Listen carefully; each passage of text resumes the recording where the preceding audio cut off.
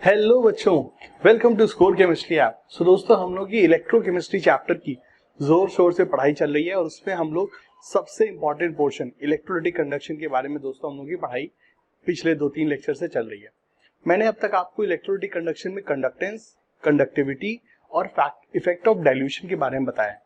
हमने अब तक की पढ़ाई में ये जाना था कि भाई conductance is the conducting power of entire solution. पूरे के पूरे सोल्यूशन की इलेक्ट्रिसिटी कंडक्ट करने की क्षमता को हम कंडक्टेंस कहते हैं। और अगर हमें कंपेयर करना है कि भाई किसका कंडक्टेंस कम होगा किसका ज्यादा होगा, तो हमें ये देखना होगा कि सोल्यूशन में कहाँ पे आयंस कम हैं और कहाँ पे बच्चों सोल्यूशन में आयंस ज्यादा हैं। सो अगर हम इस हिसाब से चलते हैं तो अगर हमारे पास पानी है तो पानी में कंडक्टेंस कम होगा क्योंकि फ्री आयंस ही नहीं है। पानी में H और OH तो बॉन्डेड होते हैं ना, पानी में आयंस थोड़ी ना है। लेकिन अगर पानी में एसिड या बेस डाल दे तो पानी का कंडक्टेंस बढ़ जाएगा। अब जितना ज्यादा एसिड बेस डालोगे उतने ज्यादा आयंस और उतना ज्यादा कंडक्टेंस होगा। अगर हम पानी में स्ट्रॉन्ग एसिड डालेंगे तो ज्यादा कंडक्टेंस होगा, पानी में वीक एसिड डालेंगे तो कम कंडक्टेंस होगा, क्योंकि वीक एसिड बच्चों कम आयंस देता है। ठीक है, उसके बाद हमने कंडक्टिविटी के बारे में बात की। Conductivity is the conducting power of 1 ml solution. ये डिपेंड करता है सोल्यूशन में आयन डेंसिटी के ऊपर। ज्यादा कंसंट्रेटेड सोल्यूशन, ज्यादा कंसंट्रेटेड एसिड और बेस में कंडक्टिविटी ज्यादा होगी और डाइल्यूट एसिड और बेस में कंडक्टिविटी कम होगी, क्योंकि यहाँ पे हमें आयंस पर ml देखने हैं। ठीक है, इसके बाद हमने फॉर्मूला देखा था, कप्पा बराबर G इंटू एल अपॉन ए। ठीक है, कप्पा बराबर G इंटू एल बाई ए। ठीक है, ये हम लोगों का फॉर्मूला था। इसके बाद इफेक्ट ऑफ डाइल्यूशन देखा था कि अगर हम पानी डालते हैं तो पानी डालने से स्ट्रॉन्ग इलेक्ट्रोलाइट का कंडक्टेंस बहुत ही बच्चों माइल्ड तरीके से चेंज होता है, बहुत ही हल्का सा चेंज होता है, और ये स्लाइट इंक्रीज भी because of increase in mobility of ion. लेकिन अगर हम वीक इलेक्ट्रोलाइट में पानी डालते हैं तो काफी सब्सटैंशियल मात्रा में बच्चों कंडक्टेंस इंक्रीज होता है, एंड दैट इज बिकॉज क्योंकि वीक इलेक्ट्रोलाइट में पानी डालने से alpha degree of dissociation, alpha का फॉर्मूला होता है √K/C, उस फॉर्मूले से बच्चों बढ़ जाएगा। सो पानी डालने से अल्फा बढ़ेगा, उससे नंबर ऑफ आयंस बढ़ेंगे वीक इलेक्ट्रोलाइट के केस में। ठीक है, ये हम लोगों ने बात की हुई थी। अगर हम कप्पा की बात करें तो कप्पा हमेशा बच्चों डाइल्यूशन से कम ही होगा, क्योंकि kappa depends on ion density. ठीक है, इतनी दोस्तों हम लोगों ने अब तक बातें की हुई थी। इसके बाद आज का लेक्चर बच्चों काफी इंटरेस्टिंग है, क्योंकि आज हम लोग एक बहुत ही डीप चीज को समझने जा रहे हैं, which is conductometric titration curve. Titration के दौरान अगर हम बच्चों एसिड और बेस को मिक्स करते हैं तो टाइट्रेशन के दौरान जो कर्व होगा हमारा किस तरीके से वैरी करेगा, इसके बारे में दोस्तों हम लोग आज बात करेंगे। तो हम लोग आज अलग अलग टाइप के एसिड बेस की मिक्सिंग को देखेंगे और उसमें देखेंगे कि कर्व का शेप किस तरह से होता है। तो चलिए दोस्तों, बिना देरी के लेक्चर पे आते हैं। फ्रेंड्स, चलिए हम लोग शुरुआत करते हैं। देखिए बच्चों, कंडक्टोमेट्रिक टाइट्रेशन मैं जहां कहीं भी पढ़ाता हूँ इसको जरूर एम्फेसिस देके मैं जरूर से पढ़ाता हूँ बच्चों को, क्योंकि ये जो एक कंसेप्ट है, ये एक ऐसा कंसेप्ट बच्चों हमको मिलता है जिसमें टाइट्रेशन का कंसेप्ट और बच्चों जिसमें कि हमको इलेक्ट्रोलाइटिक कंडक्शन दोनों की कंसेप्ट की टेस्टिंग हो जाती है। सो एग्जामिनर के लिए इसके ऊपर बनाए गए सवाल बहुत ही अच्छे हो जाते हैं, क्योंकि इसके द्वारा, इस एक सवाल के द्वारा एग्जामिनर बच्चे का redox titration, acid base titration और ये कंडक्टोमेट्रिक इलेक्ट्रोलाइटिक कंडक्शन के कंसेप्ट को बच्चों से टेस्ट कर लेता है। बहुत ही प्यारा कंसेप्ट होता है और आज हम लोग बच्चों इसके ऊपर सारे वैरायटी को बच्चों हम लोग टेस्ट करेंगे।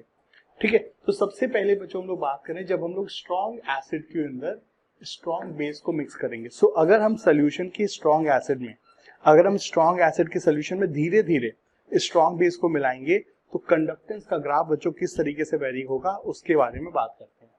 देखिए दोस्तों, इसको समझने के लिए पहले आपको ये जानना होगा कि कंडक्टेंस किस पे डिपेंड करता है। कंडक्टेंस हमारा डिपेंड करता है सोल्यूशन मौजूद टोटल नंबर ऑफ आयंस पे। अगर सोल्यूशन में नंबर ऑफ आयंस ज्यादा है तो कंडक्टेंस अधिक होगा, अगर सोल्यूशन में नंबर ऑफ आयंस कम है तो कंडक्टेंस कम होगा। अब नंबर ऑफ आयंस हमको देखने हैं, और साथ साथ इस बात को भी याद रखना कि अगर आपके पास दो सेम मात्रा में आयंस हैं तो ऐसे में याद रखना H+ आयन की कंडक्टेंस सबसे अधिक होती है और इनायन में OH- आयन की कंडक्टेंस बहुत अधिक होती है। सो H+ एंड OH- को एक तरह से मैं राजा और रानी कहता हूँ, because they have extremely high mobility. So they are the best conducting ions. इस पे भी हमको ध्यान रखना होगा। तो आइए चलिए जानते हैं कि जैसे जैसे हम NaOH डालेंगे सोल्यूशन में आयंस की संख्या पे क्या प्रभाव पड़ेगा। दोस्तों देखिए, सबसे पहले मान लीजिए कि हमारे पास जो सोल्यूशन है उसमें लेट से 1 molar 1 litre nitric acid solution है और उसमें आप धीरे धीरे थोड़ा थोड़ा NaOH डाल रहे हो। लेट से आपने NaOH कितना डाला, आपने 250 ml डाला, 700 ml डाला, 1 लीटर डाला, 2 लीटर डाला, इस तरह से आप धीरे धीरे NaOH बढ़ा रहे हो। तो ऐसा करने से सोल्यूशन में आयंस और उसके कंडक्टेंस पे क्या प्रभाव होगा, आइए देखते हैं। सो बच्चों देखिए, सबसे पहले अगर आपने 1 मोलर 1 लीटर नाइट्रिक एसिड मतलब 1 मोल HNO3 में 0.25 मोल NaOH डाल दिया है, कैसे होगा? जब आप 250 ml NaOH डालोगे तो 0.25 मोल NaOH के आ जाएंगे। सबसे पहले एसिड बेस देखते ही सॉल्ट बनाएंगे, सो 0.25 मोल सॉल्ट बन जाएगा and remaining 0.75 mole nitric acid बचेगा। सो व्हाट हैपन, हमारा जो नाइट्रिक एसिड था वो धीरे धीरे कन्वर्ट किस में हो रहा है? सॉल्ट में, NaNO3 में। HNO3 is converting into NaNO3। सबसे पहले आप क्या देखोगे? Nature of electrolyte. इस रिएक्शन के दौरान HNO3 के NaNO3 में कन्वर्जन के दौरान जो इलेक्ट्रोलाइट है वो कैसा है? बच्चों इसको प्रायोरिटी के हिसाब से ही जैसे जैसे मैं बोल रहा हूँ कॉपी में लिखना। सबसे पहला कंडक्टोमेट्रिक टाइट्रेशन के सवाल में आप ये देखोगे कि रिएक्शन के दौरान नेचर ऑफ इलेक्ट्रोलाइट कैसे चेंज हो रहा है। यहाँ पे अगर मैं देखूं तो स्ट्रॉन्ग एसिड HNO3 एक सॉल्ट स्ट्रॉन्ग इलेक्ट्रोलाइट NaNO3 में कन्वर्ट हो रहा है। So nature of electrolyte is not changing. This is also strong electrolyte, this is also strong electrolyte, so nature same है। But the only difference is happening here कि भाई यहाँ पर HNO3 में मौजूद H+ की जगह पर अब NaNO3 का Na+ आ जा रहा है। सो ओनली यहाँ पे डिफरेंस ये हो रहा है कि H+ आयन, नाइट्रिक एसिड के H+ ion after conversion of salt getting converting into Na+। ठीक है दोस्तों, यही एक अंतर हो रहा है। सो सोल्यूशन में जहां पहले H+ और नाइट्रेट आयन था, वहां अब सोल्यूशन में धीरे धीरे H+ की जगह Na+ और नाइट्रेट आयन होते जा रहे हैं। ठीक है, ये यहाँ पर सीन। जो H+ है वो कहाँ चला गया? पानी में, वाटर में कन्वर्ट हो गया, और वाटर में फ्री आयंस नहीं होते तो उसके कारण कोई कंडक्टेंस नहीं बढ़ेगा। सो स्लोली बच्चों क्या होगा? शुरुआत में हमारा कंडक्टेंस कम होगा क्योंकि धीरे धीरे आप H+ जैसे पावरफुल आयन को Na+ में कन्वर्ट कर रहे हो। Although Na+ is also a strong electrolyte, strong ion, but still not equivalent to H+। तो शुरुआत में दोस्तों क्या होगा? कंडक्टेंस हमारा कम होगा। But as soon as the titration is over, entire acid is getting titrated with a base, entire acid is getting converting into salt, ठीक है, NaNO3। उसके बाद क्या होगा बच्चों? उसके बाद सॉल्ट जितना बनना था बन गया, अब कुछ नहीं होगा। अब आप जो भी बेस डालोगे वो बेस हमारा एक्सेस में एड ऑन होता जाएगा। सो सॉल्ट बनने के बाद, टाइट्रेशन होने के बाद आप जो भी बेस डालोगे वो बेस बच्चों हमारा सीधे सीधे एड ऑन होता जाएगा, और उस बेस के कारण सोल्यूशन में एक्स्ट्रा आयंस, एक्स्ट्रा इलेक्ट्रोलाइट्स आ रहे हैं। NaOH is a strong base, strong electrolyte, जिसके कारण सोल्यूशन बच्चों एक्स्ट्रा आयंस आ रहे हैं। एक्स्ट्रा आयंस के कारण सोल्यूशन का कंडक्टेंस बहुत तेजी से बढ़ेगा। तो यहाँ पे दोस्तों जो ग्राफ हमारा होगा वो पहले घटेगा और फिर बढ़ेगा, और इस तरह का ग्राफ हमको दिख रहा है क्या? ए। ये बच्चों रीजन कौन सा वाला है? ये रीजन वो वाला है जब HNO3 कन्वर्ट हो रहा है किसमें? NaNO3 में। ये वो रीजन है मेरे बच्चों जब HNO3 कन्वर्ट हो रहा है किसमें? NaNO3 में। और ये कौन सा रीजन है? जब सोल्यूशन में एक्स्ट्रा बेस आ रहा है आफ्टर टाइट्रेशन, टाइट्रेशन के बाद सोल्यूशन में जब एक्स्ट्रा बेस आ रहा है तो। ठीक है, सो ये हमारा बच्चों सवाल नंबर 1 था। अब आते हैं बच्चों इसी के अगली वैरायटी के सवाल में। अगली वैरायटी का सवाल दोस्तों क्या हो सकता है कि अगर मान लीजिए दोस्तों हम लोग यहाँ पर HNO3 की जगह एसिटिक एसिड डाल देते तब क्या होता? अगर मान लो बच्चों, अगर हम लोग यहाँ पर HNO3 की जगह एसिटिक एसिड डाल देते तब क्या होता? तो यहाँ पर CH3COH है, ठीक है बच्चों, यहाँ पर CH3COH होता और NaNO3 की जगह पर Na+ CH3COO-, NaNO3 की जगह पर सोडियम एसिटेट यहाँ पर हो जाता। गाइस अब की बार कैसा ग्राफ होगा इसको आइए समझते हैं। और शुरुआत करने से पहले बच्चा लोग, शुरुआत करने से पहले मैं चाहूंगा कि आप लोग इस सवाल का आंसर खुद से ही ट्राई करें। कैसे करोगे बच्चों? टेबल बना करके, टेबल बना करके करना होगा। और क्या करोगे दोस्तों? और आपने क्या करना होगा? जो मैंने आपको रूल्स बताए थे कि पहले क्या देखना है बाद में क्या देखना है, उस पे ऊपर वर्कआउट करिए। बहुत मजा आएगा बच्चों, बहुत अच्छे अच्छे कंसेप्ट सीख रहे हो आप लोग इस सवाल से, यकीन नहीं कर रहे हो बच्चों, बहुत जबरदस्त चीज आपको सिखा रहा हूं मैं। ठीक है, तो चलो बिना टेंशन की जल्दी से कंप्लीट करो। आई होप बच्चों आप लोगों ने सफिशिएंट टाइम ले लिया होगा और आप लोगों ने बच्चों वीडियो को पॉज भी किया होगा। और अब आप लोगों को चलिए दोस्तों मैं सवाल को समझाता हूँ। गाइस देखिए, कंडक्टेंस किस पे डिपेंड करता है? टोटल नंबर ऑफ आयंस पे। और मैंने क्या बोला बच्चों, कंडक्टोमेट्रिक टाइट्रेशन के सवाल में पहले ये देखो कि नेचर पे क्या असर हो रहा है, कि पहले कौन सा इलेक्ट्रोलाइट है सोल्यूशन में और बाद में कौन सा इलेक्ट्रोलाइट है। सो गाइस इस बार हमारे पास पहले कौन मौजूद है? एक वीक एसिड। सोल्यूशन में दोस्तों कौन मौजूद है? पहले एक वीक एसिड मौजूद है, एसिटिक एसिड। एसिटिक एसिड एक वीक इलेक्ट्रोलाइट है, सोल्यूशन में बच्चों पहले ज्यादा आयंस लिबरेट नहीं करेगा, लेकिन जब हम इसको NaOH से कन्वर्ट टाइट्रेट करेंगे, जब हम दोस्तों इसको NaOH से टाइट्रेट करेंगे, then it will get converted into what, it will get converted into salt. And as I say कि सारे के सारे सॉल्ट बच्चों, एज आई से सारे के सारे सॉल्ट क्या होता है, strong electrolyte. So during this reaction a weak electrolyte acetic acid जो बहुत ही कम आयंस लिबरेट करता है, that is getting converting into क्या, एक सॉल्ट में कन्वर्ट हो रहा है। और सॉल्ट बच्चों 100% आयनाइज होता है। सो 1 मोल एसिटिक एसिड में बच्चों हार्डली 0.01 मोल या 0.02 या 0.03 मोल होंगे, लेकिन जब हमने इसको सॉल्ट में कन्वर्ट कर दिया है और 0.25 मोल सॉल्ट बनाया, तो 0.25 का 0.25 लिबरेट होगा आयंस में। तो होगा क्या बच्चों, जैसे जैसे ये कार्यक्रम हो रहा है, जैसे जैसे ये टाइट्रेशन हो रहा है, हमारा weak acid acetic acid is getting converting into strong electrolyte salt. So जिसके कारण से बच्चों सोल्यूशन में टोटल आयंस की संख्या बढ़ेगी शुरुआत में। ठीक है, ये जो हमारा रिमेनिंग एसिटिक एसिड है, इसके होने ना होने से बच्चों कोई मतलब नहीं है, क्योंकि acetic acid is a weak acid plus solution में सॉल्ट के कारण क्या लग जाएगा, इस पे कॉमन आयन इफेक्ट, तो इसके होने से सोल्यूशन में कोई भी एक्स्ट्रा आयन नहीं होंगे। So that will not liberate much amount of ion, because इस पे क्या लग जा रहा है, common ion effect of its this salt. Estate ion और एसिटिक एसिड में कॉमन आयन है एस्टेट आयन, जिस कारण से वीक एसिड का डिसोसिएशन कम हो जाएगा। तो ये हमारे लिए मैटर नहीं करता, मैटर क्या कर रहा है बच्चों, ये जैसे जैसे सोल्यूशन में एसिटिक एसिड सोडियम एस्टेट में कन्वर्ट होगा, सोल्यूशन में टोटल आयंस बढ़ते जाएंगे। तो शुरुआत में दोस्तों क्या होगा हमारा, अब की बार बच्चों कंडक्टेंस बढ़ेगा। ठीक है, वेरी गुड। उसके बाद दोस्तों क्या होगा, उसके बाद जैसे ही हमारा टाइट्रेशन खत्म हो जाएगा, सारा का सारा सॉल्ट बन गया, उसके बाद हम क्या डाल रहे हैं, NaOH डाल रहे हैं बच्चों। उसके बाद हम लोग क्या डाल रहे हैं, NaOH हम लोग डाल रहे हैं। NaOH अपने साथ क्या लेके आएगा, बहुत सारे Na+ और OH- आए। Na+ के आने से बच्चों सोल्यूशन में टोटल आयंस की संख्या बहुत तेजी से बढ़ेगी, क्योंकि Na+ और OH- बहुत ही जबरदस्त आयन है, ये सोल्यूशन की कंडक्टेंस को बढ़ाएंगे। तो बच्चों शुरुआत में बढ़ेगा और उसके बाद और बढ़ेगा। तो बताइए बच्चों, कौन सा ग्राफ है जो हमें इस तरह का दिख रहा है, कौन सा ग्राफ है दोस्तों, ये है हमारा वो ग्राफ। तो इस सेकेंड क्वेश्चन का बच्चों जो आंसर होगा वो ये होगा। इसमें बच्चों ये वाला रीजन कौन सा रिप्रेजेंट कर रहा है, ये वो रीजन है जब एसिटिक एसिड हमारा कन्वर्ट हो रहा है किसमें, सोडियम एसिटेट में। एसिटिक एसिड कन्वर्ट हो रहा है किसमें बच्चों, सोडियम एसिटेट में। तो एक वीक इलेक्ट्रोलाइट कन्वर्ट हो रहा है किसमें, स्ट्रॉन्ग इलेक्ट्रोलाइट में। यही तो मैंने बोला था आपसे बच्चों, यही मैंने बोला था। और वो सारे बच्चे जो ध्यान से नहीं सुनते, उन पे मुझे फिर गुस्सा आती है। वो सारे बच्चे जिनका फोकस किस चीज में रहता है कि सर जल्दी जल्दी जल्दी कोर्स कंप्लीट करा दी। यार जल्दी कोर्स कंप्लीट नहीं होता है, क्वालिटी की चीज में बच्चों टाइम लगता है। जब कोई बच्चा मुझसे पूछता है सर कोर्स कंप्लीट, अरे कोर्स कंप्लीट में कराऊंगा यार, मैं तुम्हें कोर्स कंप्लीट कराऊं, कौन से साल में मैंने कोर्स नहीं कंप्लीट करा है। कोर्स कंप्लीट होगा, लेकिन बच्चों जो सिखा रहा हूं वो तो सीखो। उसके बाद क्या होता है, फिर दिसंबर फिर कहते हो सर उतने अच्छे से नहीं है सर चीजें तैयार। कैसे अच्छे से तैयार होंगे यार, तुम्हारा ध्यान तो रहता है कि बस जल्दी जल्दी जल्दी हो जाए। 2 मिनट में मैगी बनती है यार, 2 मिनट में कोर्स नहीं पूरा होता है। ठीक है, सो प्लीज जब जो चीज पढ़ा करो उसको डेप्थ में पढ़ा करिए, ये चीज ध्यान रखिए।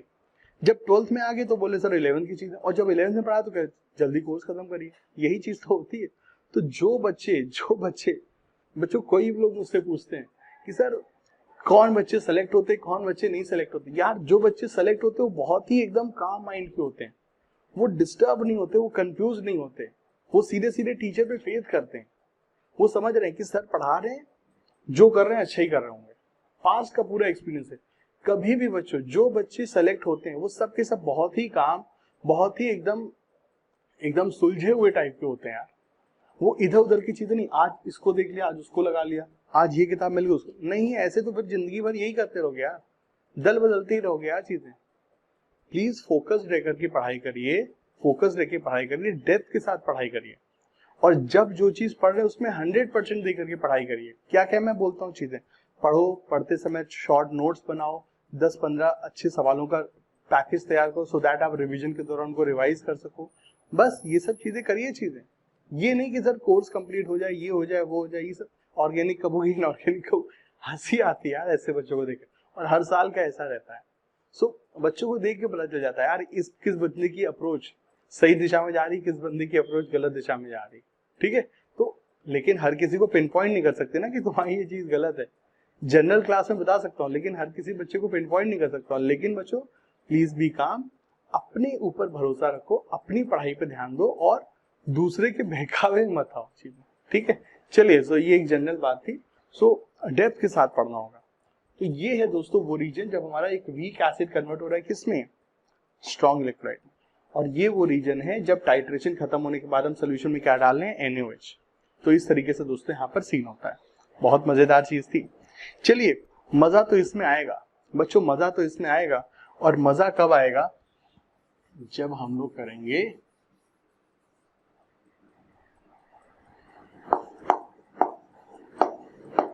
करेंगे बच्चों ये वाला वेरिएशन।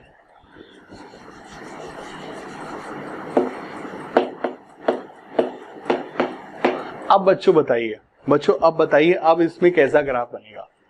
बहुत मजेदार चीज। अब बच्चों आपको बताना है कि अब इसमें किस तरीके का ग्राफ बनेगा। सारी चीजों को इमेजिन करना पड़ेगा, सोचना पड़ेगा, तभी बात बनेगी। चलिए फ्रेंड्स, तो हम लोग आगे अपने एक और जबरदस्त सवाल पे। देखिए दोस्तों, यहाँ पर क्या होगा, आइए समझते हैं, सीखते हैं।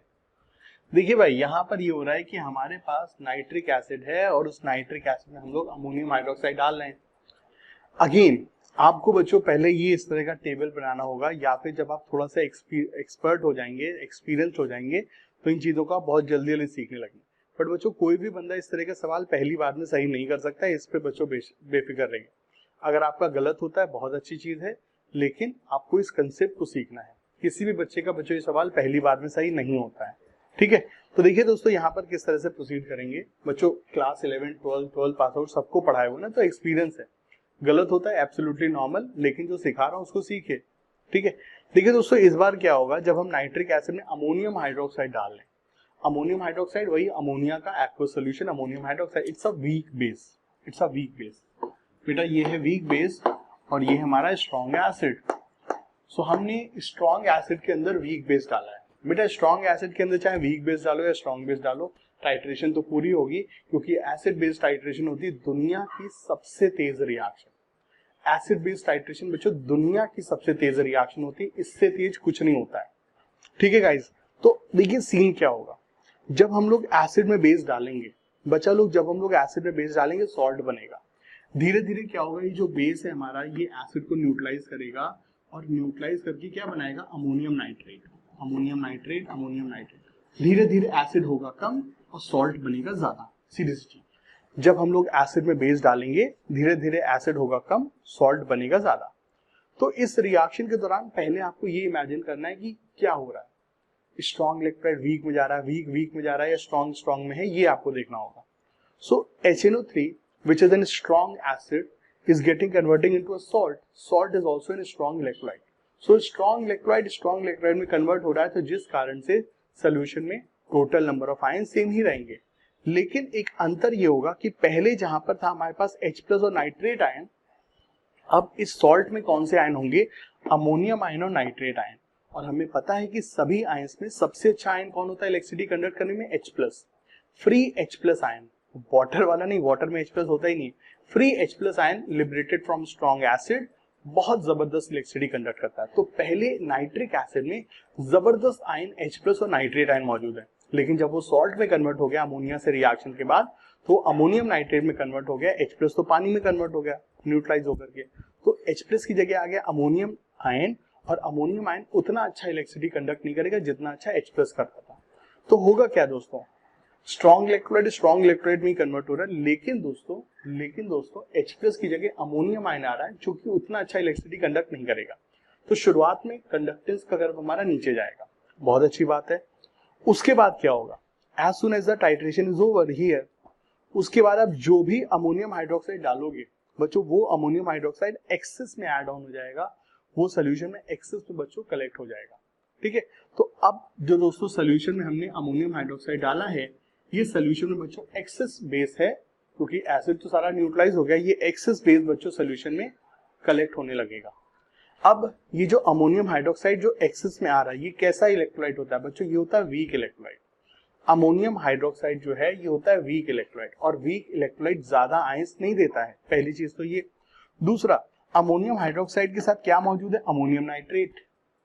वीक बेस के साथ सोल्यूशन में क्या मौजूद है, अमोनियम नाइट्रेट।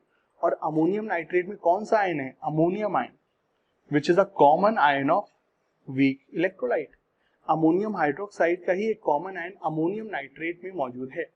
सो कभी भी बच्चों वीक इलेक्ट्रोलाइट की प्रेजेंस में अगर उसका कोई भी कॉमन आयन मौजूद है, कभी भी वीक इलेक्ट्रोलाइट के सोल्यूशन में उसका कोई भी कॉमन आयन मौजूद है, तो क्या लग जाता है? Common ion effect. और कॉमन आयन इफेक्ट के कारण वीक इलेक्ट्रोलाइट का डिसोसिएशन और सप्रेस हो जाता है। What is common ion effect? Common ion effect के कारण सोल्यूशन में वीक इलेक्ट्रोलाइट का डिसोसिएशन और कम हो जाता है। बच्चों अगर आपको आयनिक इक्विलिब्रियम की किसी भी टॉपिक में कोई दिक्कत है, बच्चों यूट्यूब में पूरी की पूरी प्लेलिस्ट डाली थी, ठीक है, उसको आप देख सकते हो। बफर सोल्यूशन, सॉल्ट, हाइड्रोलिसिस, सब कुछ डाला हुआ है, आप चाहो तो उसे देख सकते हो, ठीक है। तो सोल्यूशन में जब हमने वीक बेस डाला, तो पहली बात वीक बेस तो वीक इलेक्ट्रोलाइट है, ऊपर से उसका कॉमन आयन भी मौजूद है। तो ये जो बच्चों वीक बेस है जो आप सोल्यूशन में टाइट्रेशन के बाद एक्सेस में ऐड कर रहे हो, इसके कारण सोल्यूशन में ज्यादा आयंस पैदा नहीं होंगे। ये जो वीक बेस है बच्चों, ये सोल्यूशन में ज्यादा आयंस नहीं देगा। क्यों ज्यादा आयंस नहीं देगा? क्योंकि वीक बेस के ऊपर क्या लग रहा है? Common ion effect. Common ion effect के कारण इसका आयनाइजेशन, इसका डिसोसिएशन सप्रेस हो जाएगा। तो सोल्यूशन में आप एक्स्ट्रा बेस डाल तो रहे हो, बट वो एक्स्ट्रा बेस ज्यादा आयंस नहीं देगा, क्योंकि एक्स्ट्रा बेस जो है वीक बेस है, प्लस उस पर कॉमन आयन लगा करके उसके आयनाइजेशन को पूरा तुमने डुबो दिया है, ठीक है। तो शुरुआत में क्या होगा? कंडक्टेंस कम होगा। उसके बाद क्या होगा? टाइट्रेशन खत्म होने के बाद जो वीक बेस डाल तो रहे हो, लेकिन उसके कारण ज्यादा आयंस नहीं बनेंगे। क्यों? कॉमन आयन इफेक्ट के कारण। तो पहले घटेगा और उसके बाद ऑलमोस्ट कांस्टेंट हो जाएगा। सो ऐसा ग्राफ कौन सा है? ये दोस्तों कौन सा इस तरह का ग्राफ है? ये वाला। ये कौन सा रीजन है? ये वो रीजन है जब नाइट्रिक एसिड कन्वर्ट हो रहा है किसमें? अमोनियम नाइट्रेट में। इस रीजन के दौरान क्या हो रहा है? नाइट्रिक एसिड कन्वर्ट हो रहा है हमारा अमोनियम नाइट्रेट में, ठीक है। नाइट्रिक एसिड अमोनियम नाइट्रेट में कन्वर्ट हो रहा है, H+ की जगह NH4+ आ रहा है, कंडक्टेंस कम होगा। और ये कौन सा रीजन है? ये रीजन बच्चों एग्जैक्टली स्ट्रेट नहीं है, ये रीजन हल्का हल्का बढ़ रहा है, बहुत ही मार्जिनली बढ़ेगा, ऑलमोस्ट स्ट्रेट लाइन ही आप कह सकते हो। ये वो रीजन है जब सोल्यूशन में आपने एक्स्ट्रा वीक बेस डाला है, बट चूंकि वीक बेस तो वीक बेस है, ज्यादा आयन नहीं देगा, ऊपर से सॉल्ट भी पड़ा हुआ है उसका कॉमन आयन वाला, तो यहाँ पे बच्चों बहुत ज्यादा कंडक्टेंस में इंक्रीज नहीं आएगा। तो दैट वाज द केस 3, ठीक है। इस तरीके से दोस्तों प्रोसीड करना है अपन ने। अब चलिए इसमें एक और वेरिएशन बनाता हूं मैं। फ्रेंड्स आइए चलिए हम लोग चलते हैं अगले केस में। अगले केस में क्या हमारे पास है? हमारे पास पहले से क्या मौजूद है? एक वीक एसिड, ठीक है। उसमें डाल क्या रहे हो तुम लोग? वीक बेस अमोनियम हाइड्रोक्साइड डाल रहे हो। तो इस बार बच्चों ग्राफ कैसा बनेगा? आई डोंट नो कि इन चारों में से कोई ग्राफ है या फिर कोई नया ग्राफ है, वो आप जानो, ठीक है। सो बच्चों आपने वीक एसिड में एक वीक बेस डालना है। बच्चों याद रखना, वीक एसिड हो या वीक बेस हो, एसिड बेस को मिलने से कोई नहीं रोक सकता, क्योंकि ये होती है दुनिया की सबसे तेज रिएक्शन। भले ही वीक एसिड वीक बेस है, वो भी बच्चों रिएक्ट करें, क्योंकि एसिड बेस के neutralization one of the fastest reaction होती है। हाँ, वीक एसिड वीक बेस में हीट ऑफ न्यूट्रलाइजेशन HON थोड़ा सा कम होगा, लेकिन बच्चों वो भी काफी अच्छा खासा ही होता है, कोई बहुत ज्यादा अंतर नहीं आता है, ठीक है। रिएक्शन में बच्चों 10-20% से ज्यादा का अंतर नहीं आता, और रिएक्शन बहुत तेजी से चलती है अभी भी, ठीक है। सो जब हम वीक एसिड में वीक बेस डालेंगे तो क्या होगा? करिए अपने आप से, फंडा याद रखना। सबसे पहले देखो कि जो रिएक्शन हो रही है, रिएक्शन के बाद नेचर में क्या अंतर आ रहा है। पहले कैसा इलेक्ट्रोलाइट है, स्ट्रॉन्ग या वीक, बाद में कैसा है, स्ट्रॉन्ग या वीक, और उसके बाद में आफ्टर कंप्लीशन ऑफ रिएक्शन जो ऐड कर रहे हो उससे क्या होगा, ठीक है। ये चीजें करिए जल्दी से। सो आई होप बच्चों आप लोगों ने इसको कर लिया होगा, वीडियो पॉज करके अपना आंसर निकाल लिया होगा, और मुझे देखना है कि इनमें से कोई ऑप्शन है या फिर कोई नया ऑप्शन है, हम लोग खुद देखते हैं, ठीक है। सबसे पहली चीज ये है कि अपने पास मौजूद है वीक एसिड। वीक एसिड में ज्यादा आयंस तो है नहीं सोल्यूशन में, उसमें तुमने डाला धीरे धीरे बेस। बेस डालने से क्या बन गया? सॉल्ट। सॉल्ट क्या होते हैं? लाख बार बोल चुका हूँ आज के लेक्चर में, गिनते रहोगे ना शुरू से अंत तक, 1 लाख से ज्यादा हो गया होगा, ठीक है। सारे के सारे सॉल्ट क्या होते हैं? Strong electrolyte. सारे के सारे सॉल्ट क्या होते हैं बच्चों? स्ट्रॉन्ग इलेक्ट्रोलाइट होते हैं। लाख बार 1 बार बोल रहा हूँ, 1 लाख 1 बार बोल चुका हूँ, ठीक है। तो सारे के सारे सॉल्ट बच्चों क्या होते हैं? Strong electrolyte. और एसिटिक एसिड क्या है? Weak acid. तो सोल्यूशन में एक वीक इलेक्ट्रोलाइट कन्वर्ट हो रहा है किसमें? स्ट्रॉन्ग इलेक्ट्रोलाइट में। तो कंडक्टेंस क्या होगा? बढ़ेगा, क्योंकि सोल्यूशन में आयंस की संख्या बढ़ रही है। यार ये तो 54-58 आयंस दे रहा था, और स्ट्रॉन्ग इलेक्ट्रोलाइट है तो नोटों में एकदम बहाएगा एकदम आयंस, ठीक है। तो सोल्यूशन में बच्चों आयंस की संख्या बहुत तेजी से बढ़ेगी। डोंट से H+ निकल कहाँ रहा है यहाँ पर, ठीक है। वीक एसिड H+ निकालता क्या? वो तो कंजूस है, 54-58 निकालता है, और ये देखो एकदम नोटों की गड्डी एकदम उड़ाता है शादी की तरह। तो स्ट्रॉन्ग इलेक्ट्रोलाइट है, सोल्यूशन में दनादन आयंस देगा। वीक इलेक्ट्रोलाइट सोल्यूशन में आयंस नहीं देगा। तो सोल्यूशन में शुरुआत में क्या होगा? कंडक्टेंस बढ़ेगा, क्योंकि वीक इलेक्ट्रोलाइट कन्वर्ट हो रहा है किसमें, स्ट्रॉन्ग इलेक्ट्रोलाइट। अच्छा, उसके बाद सीन क्या होगा यार, उसके बाद सीन क्या होगा, उसके बाद दोस्तों हमारा ये जो वीक बेस है, वीक बेस कोई बहुत ज्यादा तो आयंस देगा नहीं, ऊपर से अमोनियम एसिटेट में कॉमन आयन भी मौजूद है ना, सोल्यूशन में सॉल्ट जो मौजूद है उसका में कॉमन आयन भी है। सो अमोनियम हाइड्रोक्साइड की एक्सेस अमाउंट सोल्यूशन में ज्यादा आयंस देगा नहीं, क्योंकि ये वीक बेस है, ऊपर से सोल्यूशन में सॉल्ट के कारण क्या मौजूद है, कॉमन आयन। बच्चों पहले बढ़ेगा, उसके बाद फ्लैटन हो जाएगा कर्व। तो इस बार दोस्तों जो ग्राफ होगा वो कुछ इस तरह वाला ग्राफ होगा। शुरुआत में बढ़ क्यों रहा है, शुरुआत में बढ़ क्यों रहा है, क्योंकि हमारा एसिटिक एसिड कन्वर्ट हो रहा है किसमें, अमोनियम एसिटेट में, वीक इलेक्ट्रोलाइट कन्वर्ट हो रहा है किसमें, स्ट्रॉन्ग इलेक्ट्रोलाइट सॉल्ट में। और उसके बाद फ्लैटन टाइप का क्यों हो जा रहा है, क्योंकि टाइट्रेशन के बाद जो आप बेस डाल रहे हो वो वीक बेस है, वीक बेस के डालने से सोल्यूशन में कोई बहुत ज्यादा आयंस की संख्या बढ़ेगी नहीं, प्लस कॉमन आयन के कारण ओवरऑल सोल्यूशन में आयंस की संख्या ऑलमोस्ट सेम ही रहेगी। ठीक है, तो इस तरीके से दोस्तों ग्राफ होगा हमारा केस नंबर 4 में। ठीक है, तो इस तरीके से दोस्तों हमारे कंडक्टोमेट्रिक टाइट्रेशन के सारे ग्राफ्स होते हैं।